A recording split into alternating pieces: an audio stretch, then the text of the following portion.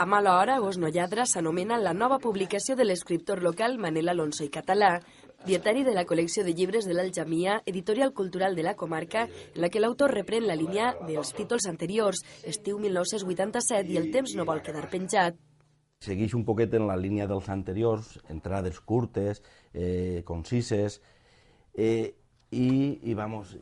i agarra en esta ocasió des de l'1 de gener fins a l'1 d'agost del 2001. L'anterior era dels primers 90, eren flaixos de diferents anys dels primers 90, i el primer era sobre l'estiu del 1987. Format literari multidisciplinar, el del dietari, amb el que Manel ens confessa sentir-se còmode d'escriure'l, per la mirada subjectiva que li permet plasmar, junt amb la barreja d'evocacions i reflexions que admet els seus textos, això sí, ben unificats i estructurats. El dietari és la literatura del jo per excel·lència, és a dir, és com periodisme molt subjectiu, però a la vegada és el gènere literari més transversal, perquè dins del dietari cap la poesia, cap la narrativa, cap l'apunt biogràfic, cap l'apunt periodístic, cap de tot. És a dir, i com simplement és canviar de dia, és a dir, tot ho uneix, saps? I és un exercici molt interessant. Jo el que faig és, primer vaig escrivint el dietari, i després, quan és l'oportunitat de poder-lo publicar, el que faig és treballar-me-lo. És a dir, perquè si no faria com fas en un blog, ho amolles i ja està. Moltes vegades allò que escrius en un moment determinat que estàs en calent perquè estàs enfadat per alguna cosa o alguna cosa, això n'hi ha que mesurar-lo, i després també n'hi ha que mesurar i controlar-te l'estil. Un escriptor té el seu propi estil, té la seva pròpia veu, no? Tercer dietari de Manel Alonso que recull les vivències, opinions i inquietuds literàries de l'autor durant el període professional que li suposa el canvi de l'editorial 7 i mig a Edicions Brosquil. Aquest canvi, que va ser un poquet dràstic, un poquet brusc, encara que estava planificat, és el que explica, no? En aquest dietari. També explica moltes altres coses, explica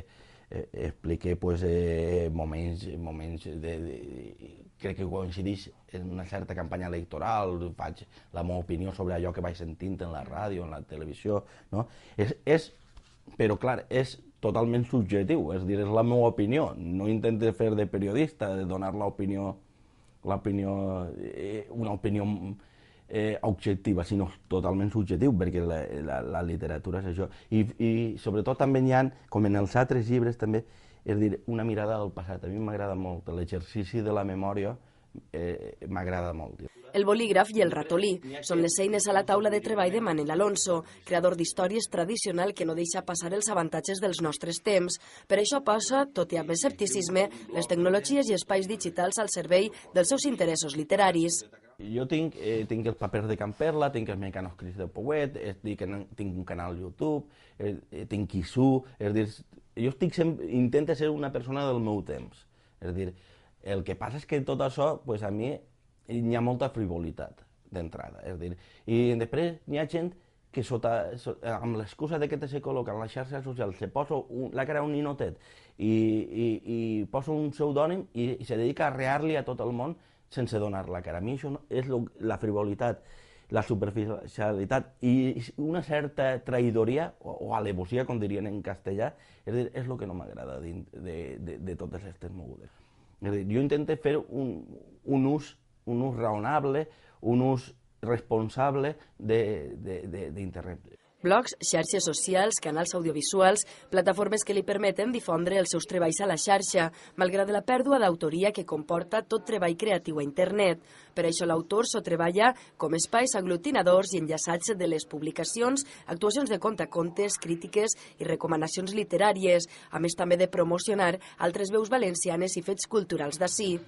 Espais digitals on té en gran estima l'escriptor les diferents versions musicades d'alguns dels seus poemes, com són dues lletres infantils a les que Vicent Penya dona veu, una cançó del Garri i també les produccions musicals a càrrec de Carles Pastor o Rafael Estrada. Rafael Estrada em va musicar un poema del llibre Oblits, mentides i homenatges, que se deia Festejar en la sort.